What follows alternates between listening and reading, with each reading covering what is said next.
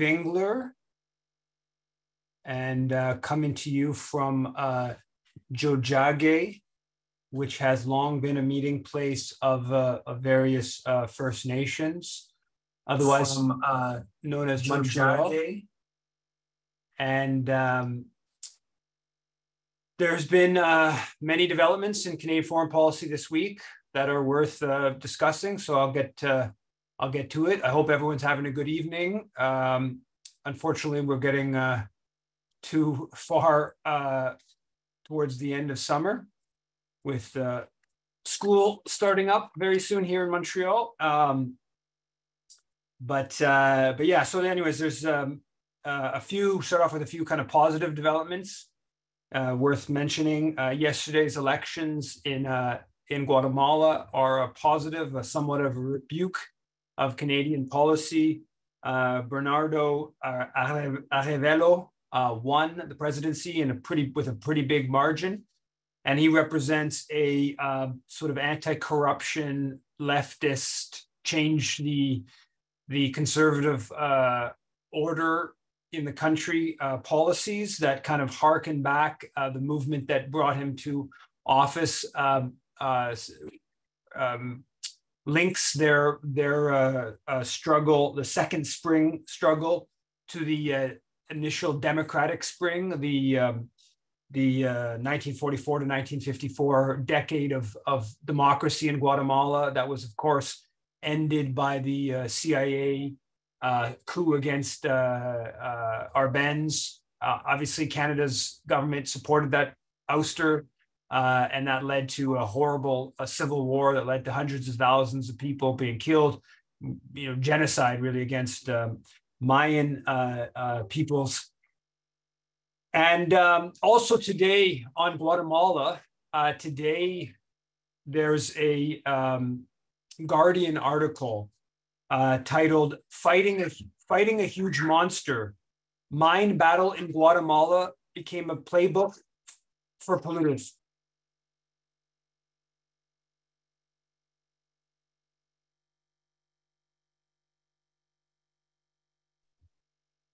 Sorry. And so there's this Guardian article about Goldcore and the struggle, local community against Goldcore mine, and all the damage that was done by the Goldcore mine. It's worth checking out the Marlin mine in Guatemala. And the article points out that Canadian interests basically helped shape the 1997 mining code in Guatemala.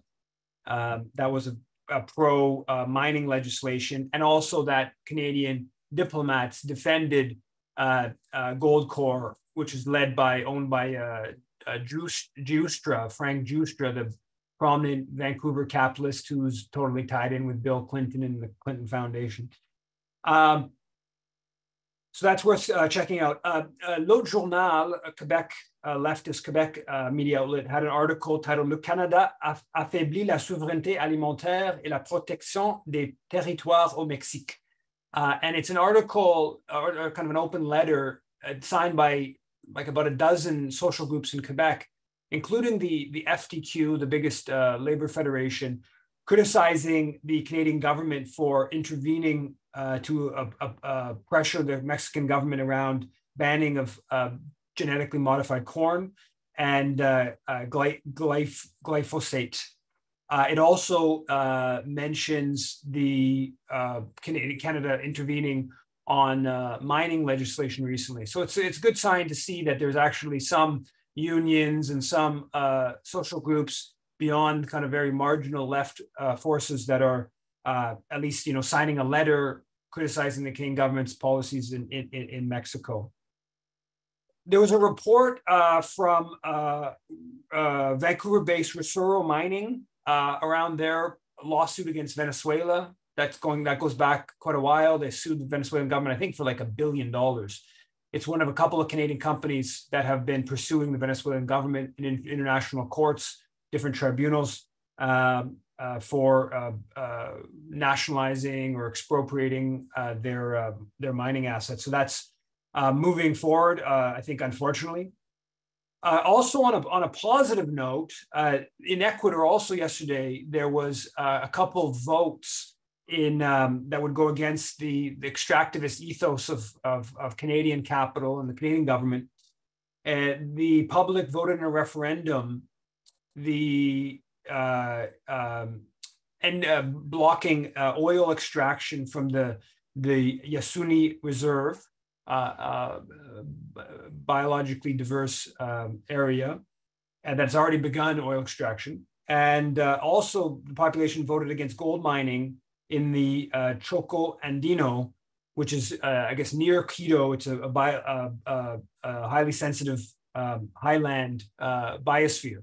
So when put to the public, the public is voting for ecological concerns over the interests of capital and extractivism in Ecuador.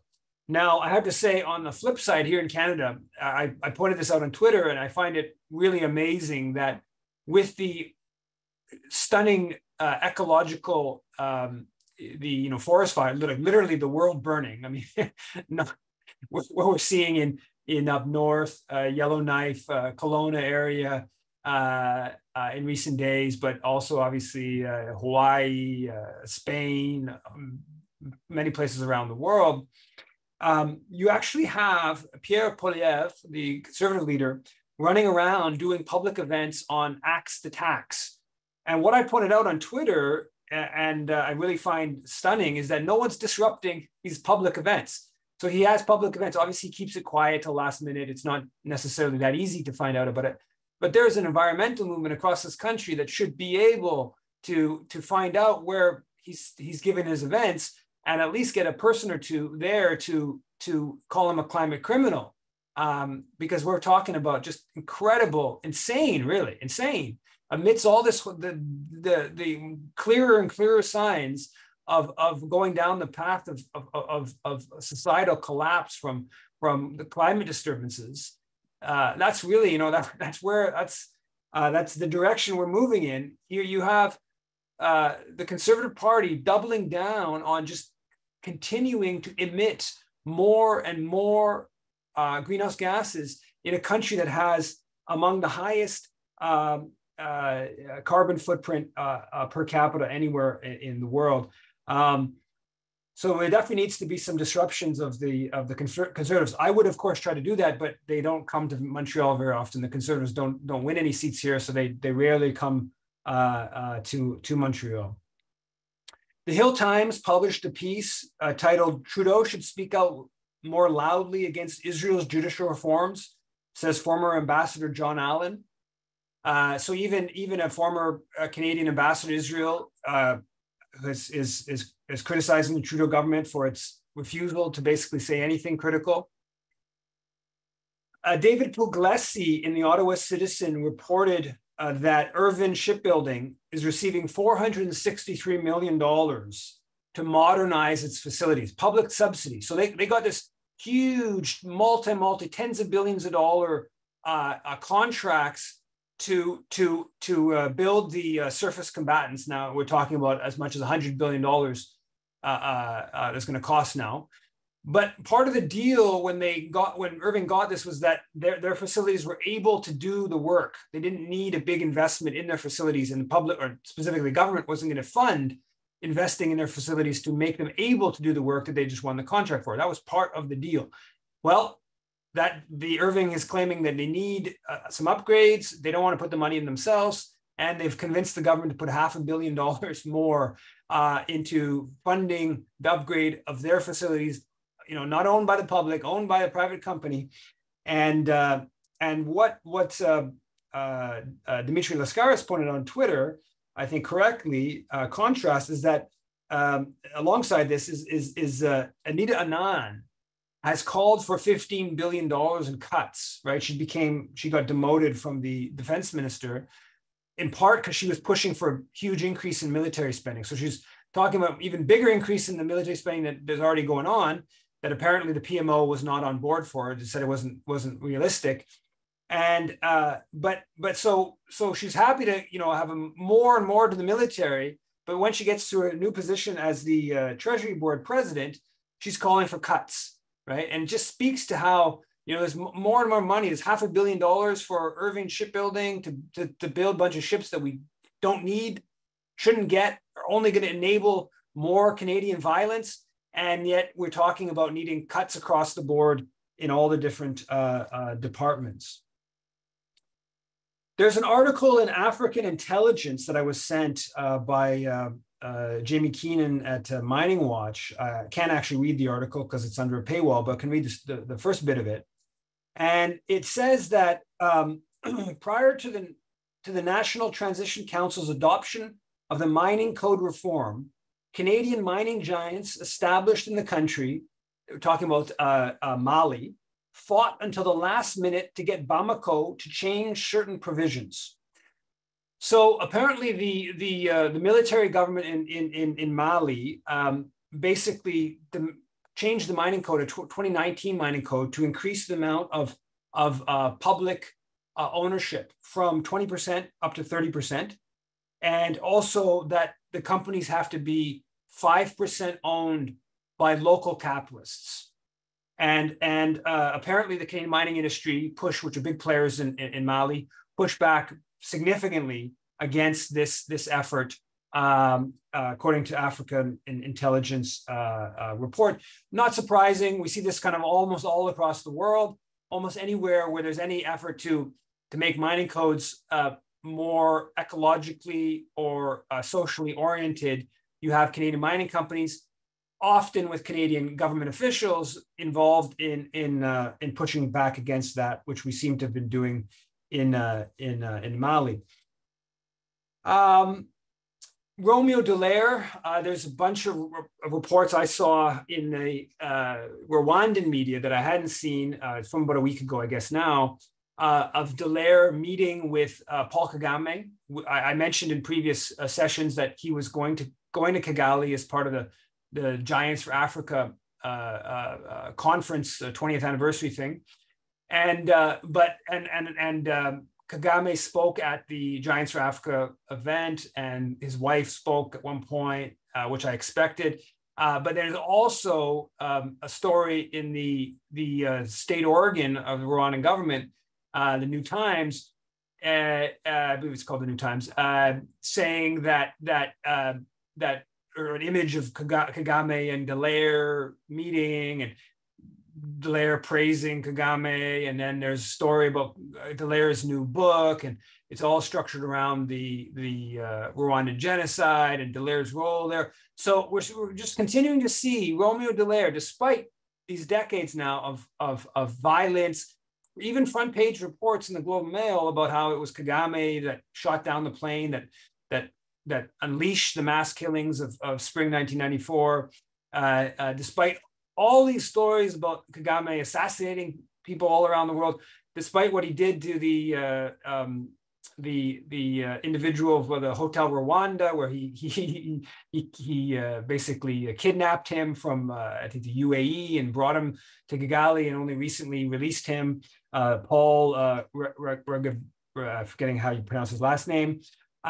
Despite all of that, I mean, it's just the evidence of Kagame's dictatorship, the violence in the Congo is just so overwhelming. And now we're talking about 3 decades long dictatorship. And yet our great humanitarian leader, or our great humanitarian general, should I say,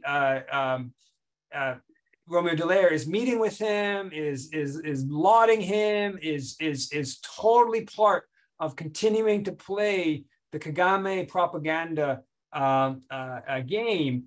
And it just speaks to just the fraud that is, quite frankly, that is Romeo Dallaire, and the humanitarian Romeo Dallaire, and which also speaks to the fraud of the benevolent Canada in the world, which Dallaire and all his PR is intimately connected in with. So in Libya, there was clashes a few days ago between 2 of the major militias in Tripoli that left 55 people killed and 146 wounded. And of course, there's still 2 governments in the country, still has 2 governments claiming control of the country, tons and tons of different militia groups. This is 12 years after the NATO bombing. There's just a report yesterday that the two different governments have now finally agreed after a decade to have to merge the central bank. So they've been operating kind of conjointly, or both claiming a sovereignty of the entire country. And finally, there's something that's brought them together. They're going to have at least operate an effort at a joint central bank, which I think is probably a good thing. But the fact that this is taking place now, so many years after NATO's intervention, just speaks to just the destruction that was wrought. And there's I think this is from a while ago, but I saw it reposted online on Twitter from Museveni, the Ugandan president, speaking about what happened back in 2011. And he says, 6 African leaders on a plane tried to go to Libya to stop the war, only to be ordered by NATO to go back. He says, African presidents on an African mission over African soil were ordered by NATO to go back. That's what happened back in 2011. Okay, the African Union, African leaders tried to negotiate a solution to the conflict, and NATO was no. We want war. We want bombing. We will talk endlessly about African solutions to African problems. When there's an African solution to an African problem that we don't like, well, we trample over the sovereignty completely. And this is of course part of what the African Union was complaining about was the likely spillover effect, which is what happened. And as I've mentioned previously, and people are certainly familiar with, part of what's happened in Mali, Burkina Faso, Niger, with even into Nigeria, with jihadist forces has been stoked by the fighting in Libya, and the war, the bombing, NATO bombing in Libya, and today the front page of the Globe has a story titled "Canada Keeps Troops in Niger as West Hedges Its Bet in Coup Response." So Canadian troops in Niger are staying there, but not many, it's about 10 of them there, but this usually goes up to about 50. They're staying there. And the Canadian government is sort of following Washington, I think primarily, secondarily France, Paris, and sort of, criticizing what's gone on, pushing, I think, for ECOWAS intervention, the Economic Community of West African States, but also kind of hedging its bets.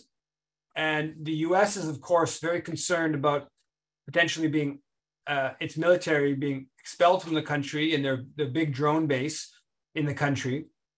And I think the Canadian government is doing that too. This military in Niger has been heavily trained by the US, France, Canada to a lesser extent. So they're tied in with the US. I'm a little bit skeptical and hesitant around some of the claims of this is sort of like an anti-imperialist movement. There's clearly an anti-French element to it, and that's obviously a good thing. And France power in Niger, military force, etc., needs to be weakened. But I think that there's I wouldn't put too much on this being a genuinely sort of like anti-imperialist military coup that still could develop. But I think that what we're seeing with the US and Canadian response about hedging on this stuff, it speaks to the fact that hasn't happened. And I think it also speaks to the fact that, or it isn't the case. And it speaks to the fact there's a concern obviously about Russia gaining influence in the country as they have in neighboring countries. But it is definitely interesting to see that the Canadian government is sort of how it's positioning on in Niger, because I think that they are definitely at one level pushing ECOWAS to intervene. I don't think that's going to happen. My guess is that's probably not going to happen now, though they still continue to threaten it, and there's of course sanctions that they've adopted. But I think ultimately it's probably not going to happen. If it does happen, of course, it only will happen because the US, Canada, and others are pushing ECOWAS to do it. And I certainly hope it doesn't happen. But I also simultaneously think that we should be a bit cautious with being too sympathetic to what is ultimately a military coup, even if it's a dubious government with somewhat dubious electoral legitimacy. They have more electoral legitimacy than the military figures. So the media, the dominant media, is now increasingly admitting this counteroffensive is failing in Ukraine. The front page of the New York Times was a big on, I think it was on Friday maybe. It said 500,000 dead and hurt in Ukraine war, nearing 500,000 dead and hurt in Ukraine war. And obviously they I think inflate the Russian numbers, but they're starting to talk about some pretty damn big numbers for Ukrainians. And obviously they are underplaying those numbers. We don't know where it's at, but we're now certainly into the 70, 100, 150,000 Ukrainians dead, and then many, many more injured in very serious ways. And also very significant losses on the Russian side. Now, the New York Times, Politico, Economist, all ran, Washington Post, others, all ran stories recent days, the last maybe 2 weeks, basically saying various things around the counteroffensive and how it's failing. For instance, Politico quoted the co-chair of the Congressional Ukraine Caucus in the US. So a Republican that's been very, very pro sending weapons and whatnot. And he says, I'll be blunt, it's failed, referring to the counteroffensive. And he goes on to say, I'm not sure it's winnable anymore, referring to the war. So he's basically saying Ukraine is not going, can't win this war. You have the New York Times reporting that the US officials, quote, fear that Ukraine has become, quote, casualty averse, and that Ukrainian commanders are not pushing hard enough to go after Russian defenses because the human cost is too high. So Americans are getting angry at the Ukrainians for not doing more, putting more people willing to be killed. It's just remarkable. Now, The Economist, and this is seeping out, right? This is not. We knew this was going on, but this is now seeping out into big corporate outlets. Not that much of it into Canadian media. The Economist has a story, totally grim story from a Ukrainian perspective. It says a source in the General Staff of the Armed Forces of Ukraine. We just don't have the resources for the frontal attacks that the West is begging us for. Those Ukrainians who wanted to fight have volunteered a long time ago, and now the personnel in the armed forces of Ukraine are recruited, mainly among those who do not want to fight. The lack of tangible progress in the Ukraine counteroffensive has led to a gloomy mood in the society in Ukraine, and criticism of Zelensky's actions is growing. So this is where we're going here. It's increasingly clear that this is a fight to the last Ukrainian from an American NATO perspective, and it's seeping into the dominant media. I think this has all been fairly clear since before Russia invaded. Of course, if you look at some of the geopolitical dynamics that were going on, this was already clear. This is what was the broad dynamics, but lots of people don't seem to see this, including lots of people on the left still. Richard Fidler had a story that sort of summarized the left Canadian perspective on Ukraine, and he's somebody who's been fairly sympathetic to Canadian policy.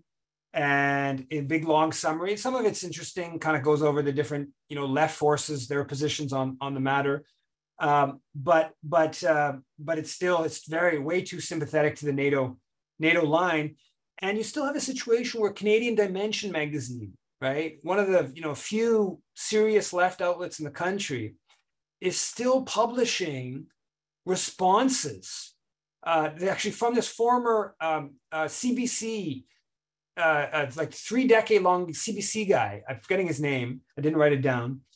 They published this 10 days ago, a week ago, in response to Mandel, I'm forgetting his first name, who wrote a good, not pretty hard, but a good kind of like critical position on NATO policy, on delves into Canada a little bit, if I remember correctly. And Canadian Dimension is still two-siding it. So they have a counter that's basically like, we have to support more weapons. That's the anti-colonial or the anti-imperial position. And yet now it's seeping out into the New York Times and the Economist that the Americans are pressing the Ukrainians to stop being so risk averse.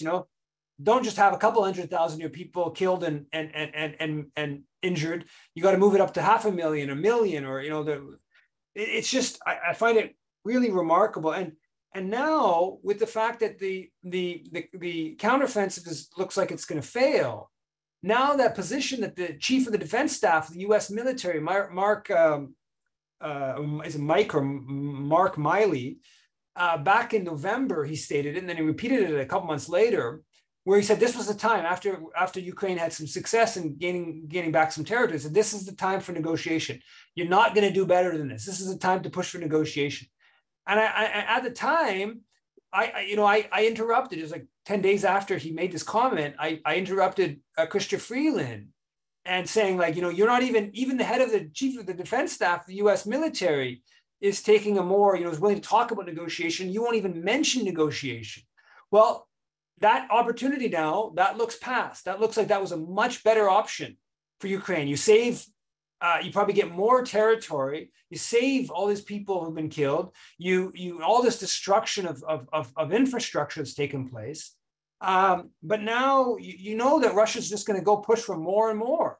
And I'm guessing that's why part of why Ukrainian military is less willing to throw even more resources and human life at the counteroffensive, is because they know if you lose all your fighters and you lose all your equipment, well, eventually your military is going to collapse and Russia's going to take even more. So this is where it's at, and it's honestly the Canadian left, how we've contributed to this horrible state of affairs is quite remarkable.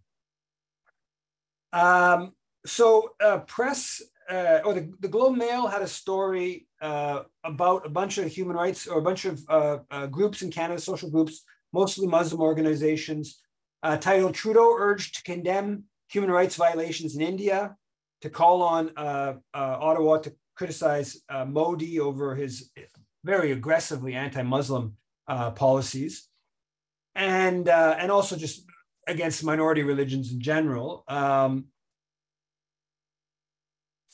Press Progress, and they sent a bunch of human rights groups in Canada, sent a letter to the government calling for them to criticize Modi. They're not going to do it, and they refuse to do it because they're actually deepening relations with India. Press Progress, in this kind of similar vein, had a story titled "Canada's newest Conservative MP is Stephen Harper's right-hand man and an international neocon operative. Shuvaloy Muhumdar, who just won a by-election in Calgary, Harper's former seat. He used to be with the Macdonald-Laurier Institute, and he headed up their Center for Advancing Canada's Interests Abroad. He had a bunch of positions. I think he was like a chief of staff to John Baird. He had a bunch of international policy positions within the Harper government. So he's considered like, a potential foreign minister, and if Polyev wins the election, but he looks like he's going to be influential in forthcoming conservative foreign policy. So the story goes over, the Press Progress stories goes over his ties to the International Republican Institute, and I actually talked to the journalist who did this story. He was asking about the International Republic Institute, and I talked a bit about what the IRI had done in Haiti in 2003, 2000, before the 2004 coup, and they played a really important role in ousting Aristide. But anyways, in the story, one of the things I found interesting about the story was that they say that it says that the Center for Advancing Canada's Interests Abroad, that was headed up by the new Conservative MP, was a key architect of the Macdonald-Laurier Institute's Indo-Pacific strategy, which advocates closer ties between Canada and Narendra Modi's far-right nationalist government in India. Now, what I found interesting about that depiction of the Indo-Pacific strategy is that it's not incorrect, but it's completely secondary to what Indo-Pacific strategy and even the terminology Indo-Pacific is all about. The Indo-Pacific strategy and the Indo-Pacific terminology is not about India. It's about using India in part to target China, of course, right? This is all about China. Now, Press Progress is able to sort of fit their narrative of this like far right Narendra Modi. That fits with how they try to frame stuff. They don't want to get into the geopolitics of China, okay? The geopolitics of China is something that they just don't want to touch. It's something that has been very successful and even convincing the general population that China's a threat and this kind of stuff. And so to them, framing the Indo-Pacific strategy and sort of criticizing this new Conservative MP's role in pushing that from the angle of like wanting to get close with Modi, that's okay, because that's like, oh, it's a far right, Hindu nationalist government, and if that fits with the sort of rise of the far right, and it's part of what Press Progress tries to hone in on, and correctly in some ways and incorrectly in other ways, but mostly for the better. But they don't want to touch the China question. And the China question is really remarkable, right? Marie Vastel in Le Devoir, who's like a generally, we reached out to her on the foreign enlistment. She did the front page story about the foreign enlistment for Israel a couple years ago, 3 years ago. We had a campaign when prominent people signed on. She did, got a front page story in Le Devoir, and then a follow-up story. She's somebody who would definitely, she's not like a right winger, that's for sure. She certainly would not self-identify right winger. She may vote NDP. I don't know what she would vote. Maybe she'd vote to Bloc Québécois, but she would, a somewhat more, liberal-minded kind of Ottawa journalist, foreign policy kind of commentator. And so she has a column in Le Devoir titled Toujours en quête d'une enquête. So still waiting for an inquiry into foreign interference. And it's just basically all the main China, bad China kind of thing. And it just speaks to how far across the political spectrum, and certainly throughout the intelligentsia in this country, have really gotten on board with the anti-China stuff. And on that note, as I mentioned previously, the ombudsperson, the dubious ombudsperson that the Trudeau government set up, is supposed to be about going after Canadian mining companies, and they've basically turned into a tool to target China. Well, they announced a probe of Ralph Lauren. Ralph Lauren, Ralph Lauren Canada, technically, for using labor in, slave labor or coerced labor in Xinjiang with regards to Uyghurs, and so this core, just another example how this ombudsperson that was initially all brought about because of the mining justice movement pushing for it, and the Liberals said they were going to set it up, and now they've set up this very weak body. But now this thing's been turned into a tool of basically of Western geopolitics, and it's kind of fascinating to see how it's happened. And it's also fascinating to see how the coalition, I think it's CHAN, the Canadian Action Network on Corporate Accountability, I think it might be, their director, Emily Dwyer, she, in this Globe Mail piece about the Ralph Lauren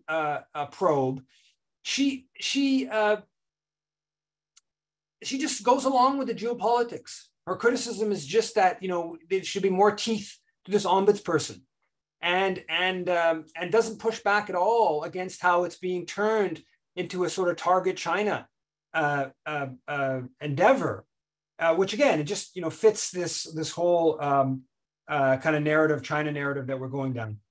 Now, the NDP, I believe she's the immigration critic. Someone correct me if I'm wrong. Jenny Kwan held a press conference in Toronto on Friday to launch a petition calling for a foreign agent registry. And so she's a Vancouver MP. So I presume she went to Toronto for this press conference to launch this petition. And now what this petition is basically a counter. This is how the media is reporting on it. I don't know all the specifics of how the organizers, how they came up with it exactly, but I presume this is correct. It's basically a counter to the parliamentary petition that Senator Wu was part of, that the Canada-China Focus, the Canadian Foreign Policy Institute, obviously Chinese Canadian organizations put up around basically opposing a foreign agent registry and linking it to the stigmatization, the Chinese Exclusion Act, and of Chinese Canadians. And the NDP is now basically gone so far down this China foreign registry, foreign interference, that they're like campaigning on these petitions that are countering to like activists groups pushing back. I think it's quite remarkable. Now, one of the things with Jenny Kwan that I thought of, I hadn't really thought through previously. So Jenny Kwan is taking this up. In part, she's supposed to be someone who's been targeted by Chinese interference. Okay, this is repeated throughout the media reports now, whenever she does anything on these questions. She's somebody who was targeted. CSIS says she was targeted. Now, what I hadn't thought through, Jenny Kwan, that's where I grew up. She represents the riding where I grew up in Vancouver and lived for a long time. And what I hadn't thought about is that it doesn't make any sense. It totally makes sense that Jenny Kwan spoke out on Hong Kong, and the Chinese government didn't like her positions, and the Chinese government, monitors her, or whatever, that kind of stuff. That all makes sense to me. But the idea that she would be a target of interference doesn't actually make sense. She won her riding 56.4% of the vote to 19.8. Vancouver East riding has been NDP always by large margins. So what would China be able to do? She's not gonna. Then they can't. Like, the level of interference that would be necessary to defeat her is beyond. It's beyond. This isn't a close riding. But they talk about it endlessly about Jenny Kwan being a target of interference. But they don't give us. Of course, they don't give us hardly any details, right? So, anyways, this is something I hadn't really thought of. I just thought of last night, actually. In seeing this, and I looked at what the voting, because I knew it was a very strong NDP riding. It would be interesting to hear Kwan respond to something to that kind of question. But yeah. So, and then finally on the China question, so China basically retaliated against Canada for the hyping of the foreign interference. And the way they retaliated was they didn't put Canada on this group travel list. Some people may have seen this story. The Chinese government has a official sort of countries that are safe to travel to, and they're sort of they in some way they kind of promote travel to. And Canada was left off that list. It had previously been on a list, and it had previously really lobbied to get on a list because I think it's still talking like hundreds, thought to be worth hundreds of millions of dollars in extra sort of, more Chinese tourists to Canada, which would lead to hundreds of millions of dollars in spending in hotels and, whatever, tourist stuff. And so the Chinese government kept Canada off the list, and then and explicitly said it was because of the whole hyping of the foreign interference and other questions. Now, finally, the final thing I wanted to just talk about a little bit was the Canadian colonial ambassador to Haiti. Sébastien Carrière, the Canadian ambassador, is just ended or is ending in the coming days his 2-year time as Canadian ambassador in Haiti. And honestly, the way this guy's going out is the way he's been acting the whole time.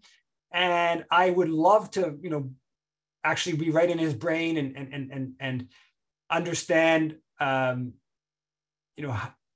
if how cynical he is and how much this is just he really believes this stuff. But nonetheless, Ambassador Carrière leaves, and he writes a big open letter to Haitians published in Le Nouvelliste, the major paper. He's on major radios. He does a big interview with the Miami Herald and Jacqueline Charles, the sort of like liberal, sort of Democrat, the mouthpiece of Democrat policy towards Haiti, and the Miami Herald. It's just, the whole thing is just so paternalistic. It's all like, I love my Haitian people, and it's just this whole thing that, like, why, like, him doing this is precisely Haiti's problem, right? This is not, there's no need, and it's not normal. When the Jamaican ambassador changes in Canada, doesn't like publish a big piece in the Globe and Mail, and is not on all the radio programs, and is not like, and like, I made this point previously, Sébastien Carrière, like, if Sébastien Carrière goes to Global Affairs Canada's office in Ottawa, I guarantee you it's like no more than like 1% of the people in his own department would recognize him. But if he's walking in Haiti, he's actually recognized by like large numbers of people. He's like, his face has been on the front page of the paper repeatedly. And it really is like a colonial governor, right? It's not exactly that, but it's just kind of amazing to see. So what I would be interested to know, like, how much of this guy's genuine. At one level, I really do believe he is genuine. At one level, I think in his head, he is trying to help Haiti in a very, paternalistic way, and a very imperialistic and racist way. But I think in his own head, he is actually probably trying. Anyways, but so I'm not sure about that. But so on the Haiti file, a few developments. Of course, you have the Secretary General Gutierrez making an announcement. I think it was on Tuesday, about how he wants a foreign force, police, or military to the country. There's a report put out. There's Human Rights Watch, just by chance, put out a report simultaneously saying how much horrible things going on in Haiti, and calling for basically calling for a foreign intervention, but doing it in a slick way.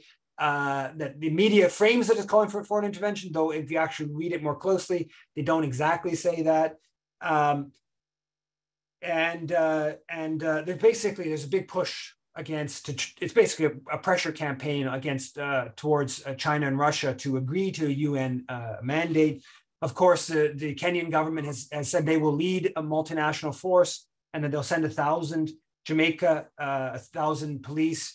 Jamaica and Barbados have said they will send forces of some sort.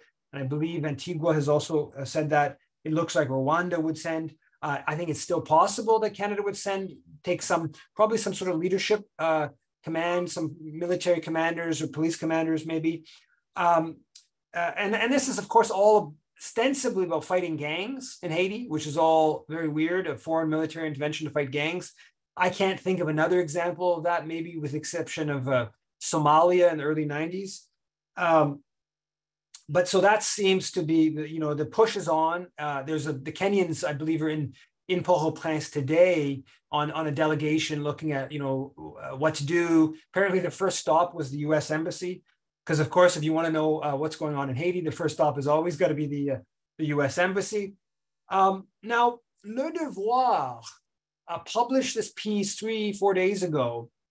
Le Devoir, La Presse, published this piece from some a woman who represented this like very capitalist sounding Black Haitian organization. I think it was a Black Canadian organization. I forget the name of the group, but it's, very establishment sounding group, kind of about Haiti. A big long piece, lots of stuff kind of here all over the place. But what's fascinating about the piece is that she mentions the Ottawa Initiative on Haiti. Okay, so there's a paragraph that mentions the Ottawa Initiative on Haiti. So here you go, 20 years later, La Presse has published hundreds of stories about Haiti. As far as I know, this may only be the third time they've mentioned the Ottawa Initiative on Haiti. And the Ottawa Initiative on Haiti, of course, is when the US, Canada, French, OAS officials were invited to Ottawa to discuss Haiti's future in 2003, where they discussed ousting an elected president, putting the country under UN trusteeship, recreating the Haitian military. 13 months later, elected president gone, country under UN trusteeship, and the military is sort of recreated. So this is, of course, like, really important meeting, and basically never mentioned in the media. Now, the only two times I know that it was mentioned in La Presse, may have been mentioned other times. I read La Presse pretty closely, and certainly on Haiti pretty closely, and I can't think of an example, though it probably one or two other times probably was mentioned. But only two times I can remember it being mentioned was Jonid Khan, who was this leftist international affairs reporter. He was at La Presse for a long time, and he was kind of pushed out maybe a decade or so ago. He's a friend of mine. Jonid, after 2 years after the coup, when Préval's, when there was the elections, and they were like just the total scandal of they're trying to stuff the ballot against Préval, René Préval, who was sort of aligned with Aristide or seen as close to Aristide, won the election, and the coup government and their electoral council, just with the Canadian, like deep Canadian involvement in this process, just total scandal.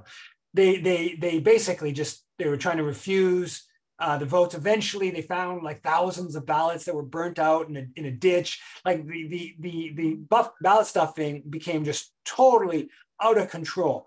And so amidst that, Jonid Khan was given a whole bunch of space in La Presse to cover what he had long, I sent him a copy of Anthony Fendenmein's book, 8 months before this, I guess more than a year before this. But he'd been following Haiti Action Montreal, but basically used this opportunity where like all this focus on Haiti to mention the Ottawa Initiative on Haiti twice. He got it in the paper twice, and I told him that was, as far as I knew, the first time it had ever been mentioned in a corporate daily, English or French, since it was mentioned before the coup in L'Actualité, the Quebec equivalent, Maclean's equivalent in Quebec, that reported on it before the coup, right? So it was reported on in advance that this was discussed in Ottawa, and then it would transpire a year later. So this was the first time that this had been mentioned in a corporate outlet, and this is just one little example of like how the structure of the bias in the dominant media works.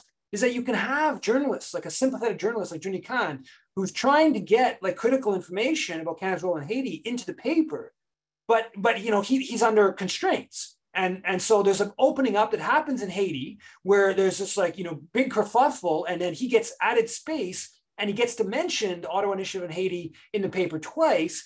And it's the only time it was first time it was ever mentioned in a corporate daily until, later it has subsequently been mentioned.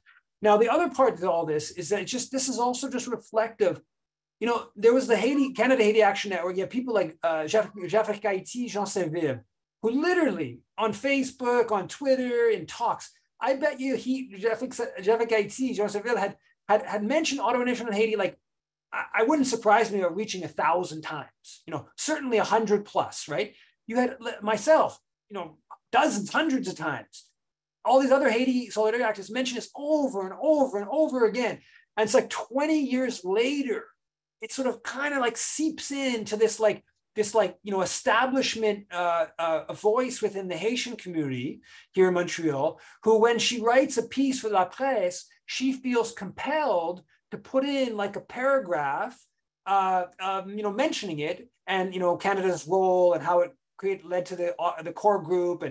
And so from the standpoint of like the activism, it's a small victory. It's not, in the big scheme of things, it's not that much, but from from the standpoint of those like, raising these things, it is a small little victory, and how, if you just keep pushing at it, you do kind of win the historical record, which I think we have sort of won on Haiti. Anyways, I'll leave it at that. And if people have comments and questions, I went on too long, I apologize. I will make, Laura, I'll make you a co-host, and if you have a question or comment or whatever, go ahead. I was wondering, I heard a program, it was a couple of days ago, and I was actually kind of floored when they mentioned Canada at the end. So it was talking about how the US is shooting itself in the foot by going after all these Chinese scientists in the US who have made their careers here, been there for decades and very high level, and how something like 150 of them have left the US because of this and because of the kind of fear campaign against them. But they were saying that the US is shooting itself in the foot, and the great fear was that a country like Canada will get people like this, because they were saying Canada has not curtailed the influx of Chinese people. I don't know if they're already scientists or students studying to engineers and things. And I was wondering if if that's true, like with all the anti-China fervor in Canada, what are we doing in terms of allowing people still into the universities and allowing people to come in on work visas and things like that from China? Yeah, well, the US thing is obviously much further along, and there's, really serious targeting of Chinese scientists, and there's some big cases and stuff like that.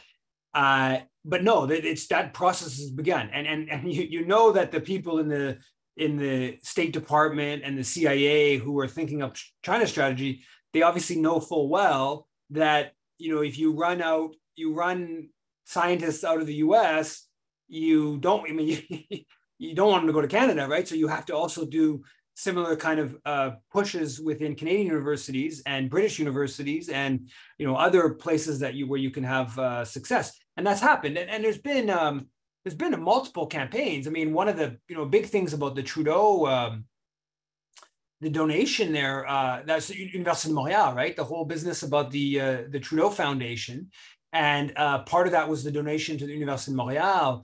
And it was like, you have like Université de Montréal officials saying, when we got this donation, whatever that was, 5 or 6 years ago, it was a different climate, and kind of like being very, scared and cautious around this.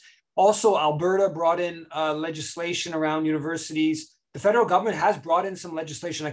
I'm forgetting the specifics about. It's always framed in security kind of language, but it's meant to target at China. So the climate against academics of Chinese descent in Canada, or academics from China in Canada, is maybe not as hard as in the US, but it certainly has built up, and we should expect that it will continue to escalate. So I don't think that, from a medium to long term perspective, I don't think that scientists in the U.S. that are trying to escape the kind of xenophobia, that they would be making a smart choice to come to a Canadian university. Okay, Yuri, go ahead. Thanks, Laura, and great stuff as always, Eve. I wanted to ask. I think it was sometime last year, Congo threatened to kick Rwanda out of Eastern Congo, but I guess that was all talk and no action. What is the Congolese? Do you know if the Congolese government is trying to do anything to get Rwanda out of the country, and what are some of the difficulties you still find in when it comes to trying to educate people about Paul Kagame and and Dallaire? And then final question about Haiti is you've been a long time activist. What do you think the Haitian solidarity movement needs to do in order to kind of try to step up its efforts in Haitian solidarity? Because it seems as if the powers to be are really, really trying to aim for yet another invasion of Haiti, but are some activists trying to lobby China and Russia to block this because everybody keeps talking about multipolarity and how wonderful that is, but it seems as if, but it seems as if on Haiti there still is a lot of efforts. There's still a lot of struggle to get people to show solidarity to Haiti because you have the whole progressive on everything except Palestine. There's a lot of that when it comes to Haiti because I'm quite shocked by the attitudes of Caribbean nations and African nations. So curious your thoughts on all of that. Yeah, well, first of all, there's a public letter that dozens of Haitian groups sent to African Union officials and to Russian officials just in recent days. So Haitian civil society organizations are trying to press Moscow to oppose any UN resolution. So that's definitely happening. And there was a call from the Black Alliance for Peace in the US.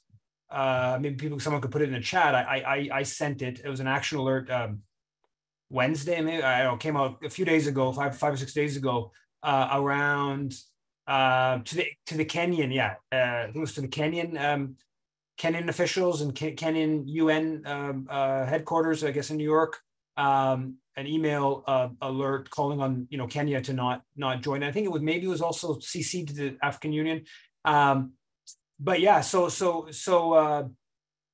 that's there's some pressure on that front, and you're right. The whole multipolarity question is that I think that the Ukraine stuff and the kind of the growing clash with China has led Russia and China to being less willing to just go along with Washington on as they have in the past on Haiti, and so that's interesting. And as you kind of alluded to with Brazil and the pink tide governments in Latin America, they were all part of the MINUSTA, the UN occupation of Haiti. The only countries that really weren't doing U.S. Canadian policy was Venezuela and Cuba. Bolivia, Morales' Bolivia, Argentina under Kirchner, Brazil, Uruguay had under what was his name, Pepe or whatever, I'm forgetting. So that's all that that's definitely, there is definitely a progressive but Haiti kind of dynamic. So now with regards to Rwanda, I think the Congolese, I don't know enough about Congolese internal politics. I know that there's definitely the Congolese activists who are saying that that have been saying that the government in Kinshasa is very compromised and they don't really push back against Rwanda. And I don't know, I think the Congolese military is not very strong, and I think that if it came down to it, this is highly speculative, but the Rwandan military would rout the Congolese military, and I think the Congolese know that. And so they're very cautious. I think there probably are Congolese, power players that are making some money off of all the death and destruction and the pillaging going on east of the Congo. So they may not be, may not have a particular problem with what's going on. So I think some of those dynamics are at play. Now, with regards to Canada, I think that unfortunately, and we don't have time to get into it, but the whole Rwandan genocide narrative is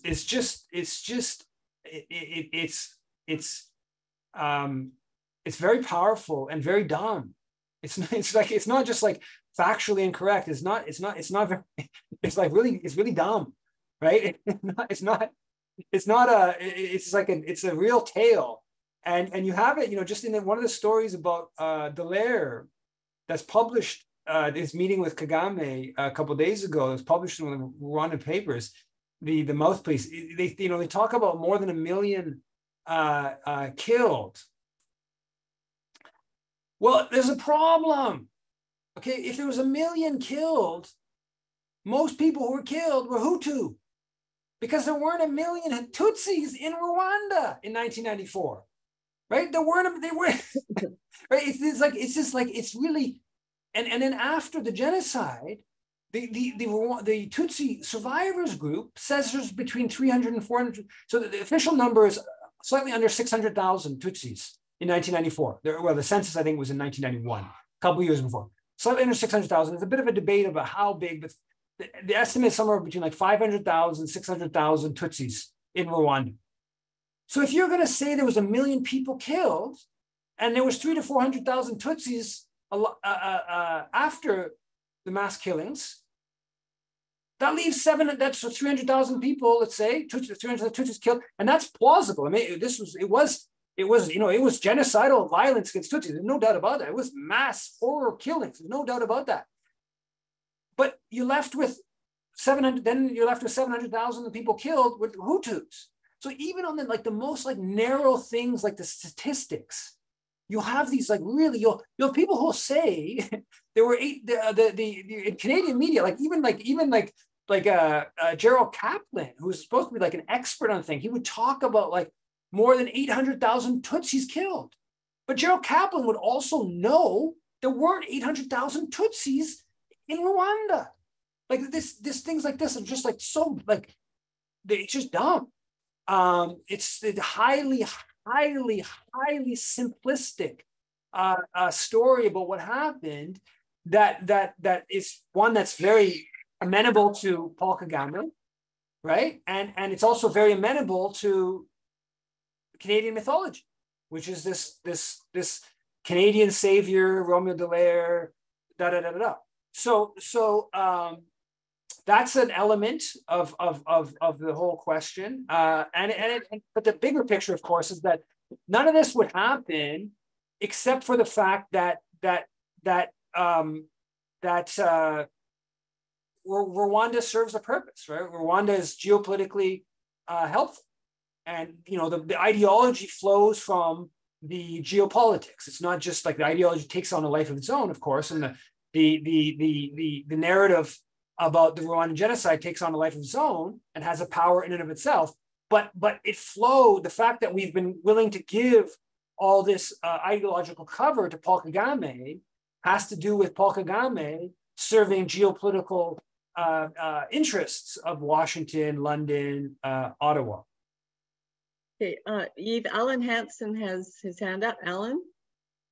Yes, just for clarity, that the coup in Niger, last week I was watching a program on Al Jazeera, which seemed to be a little contradictory to the information, which is not a surprise that we get mainly in the West about that coup, and seemed to be painting a picture of that Vladimir Putin and company would be happy with the turn of events the way they are. So I just wanted a little bit more clarity, because that doesn't, I get a different picture from what you're saying. Yeah. Oh, I think there's no doubt that the Russian government likes what's happening in Niger. I think that the coup serves the Russian government's perspective, mostly because the president that was ousted was a very close to France and the US.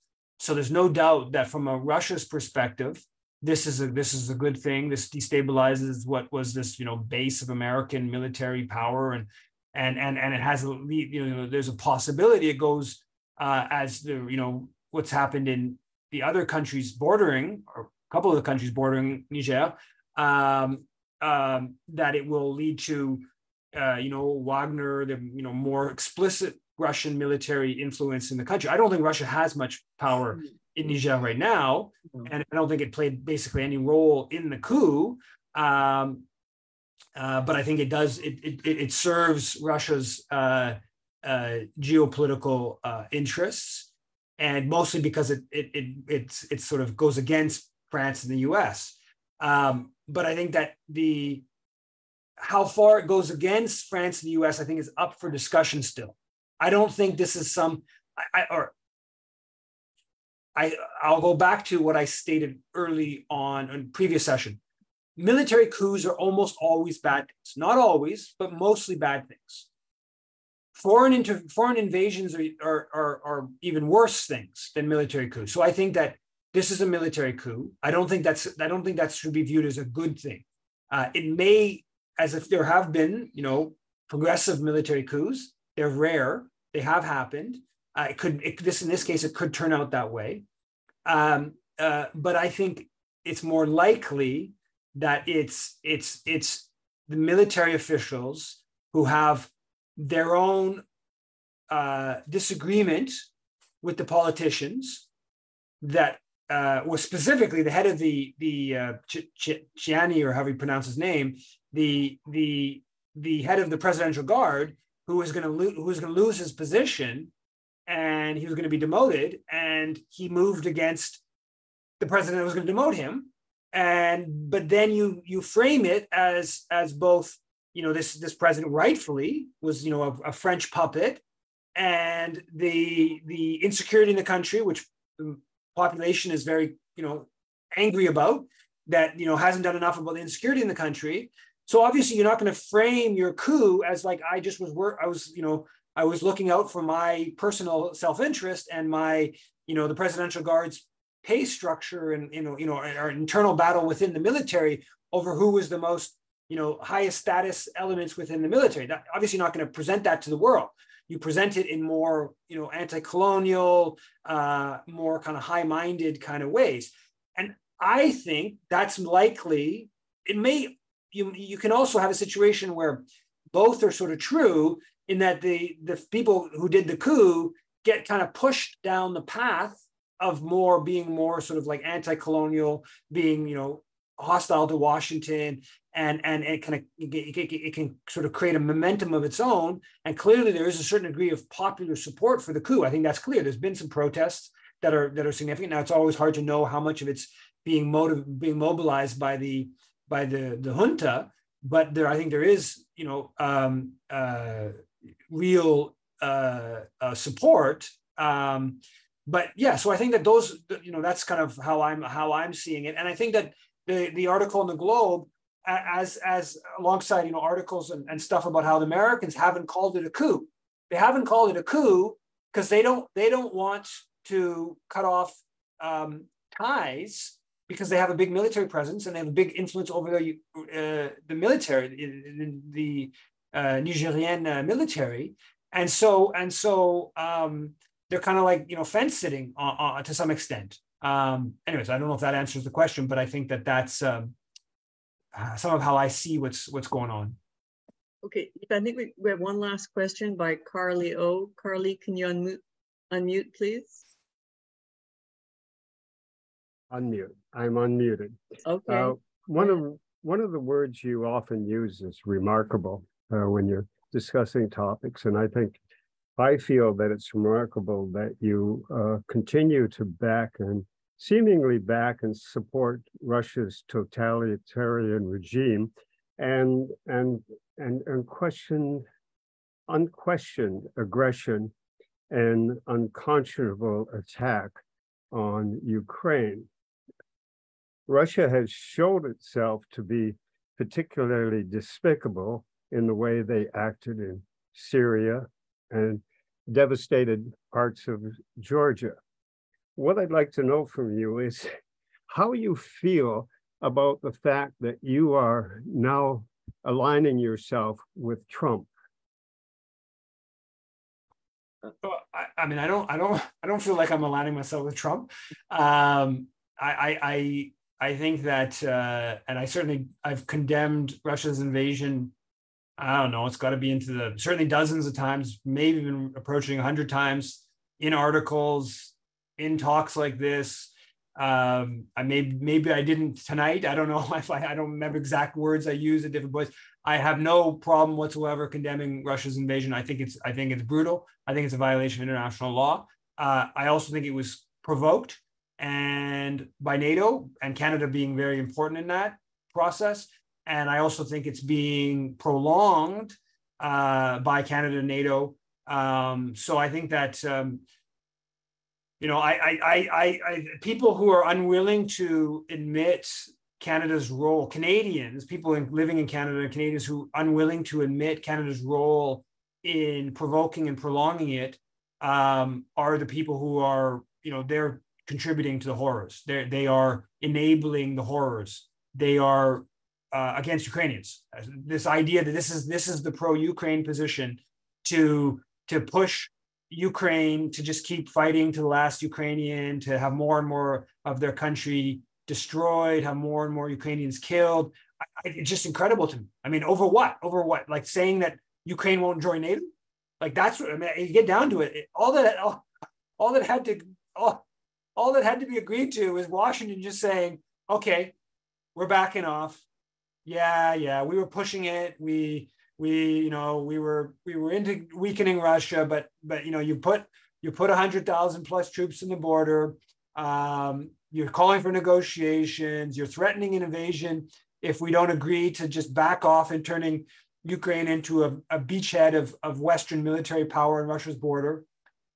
Most specifically around the actual formal joining of the alliance. And then we could have avoided all of this. I mean, like that's just the reality. You don't have to, you can jump up and down and, blame people like myself for being Putin apologists for criticizing Canada in bringing us to, in enabling that before the invasion and then continuing that dynamic after. But that's just the reality. I don't know. So yeah. Gaston Karwachin has put his hand up. Now, we said we weren't going to take any more questions at 7:12. Do you want to take one more? Yeah, I'll take a quick one, Gaston. Okay. And if Carly wants to have a response, I'm fine with a quick response. I should go because I have kids that are making lots of noise and stuff. But go ahead, Gaston. Okay. Can you unmute, please? Go ahead, Gaston. Yeah. Sorry. I just want to answer, make comment about Russia and its involvement in Syria. Like, I'm Syrian myself, and if Russia didn't get involved in Syria, Syria will be like Libya now, and Yemen, where there's a civil war, a brutal civil war happened. I'm not, and if we talk about the Western what they say the West about involvement of Russia, that it support Assad and Assad is dictator. Well, no question about Assad is dictator. Like he was like Saddam Hussein, like Gaddafi. But the problem is when the West involved, they remove the dictator. They say they will replace it with democracy, but we saw over and over and example after example that it was not replaced by democracy. It replaced by brutal civil war and chaos, total chaos. So as a Syrian, I would say like involvement of Russia was unfortunately necessary, and Russia didn't close the door. They are not supporting Assad. They didn't close the door for a political process to replace Assad. They actually called for all parties to come and negotiate.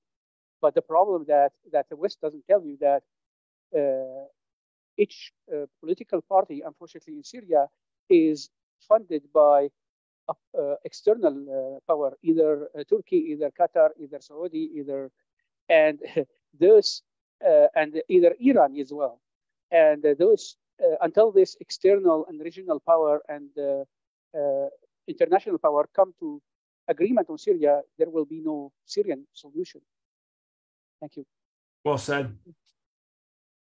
Okay, so there are no more questions, Yves. Thanks, everyone. Thank you. Same time, same place next week. Have a good evening.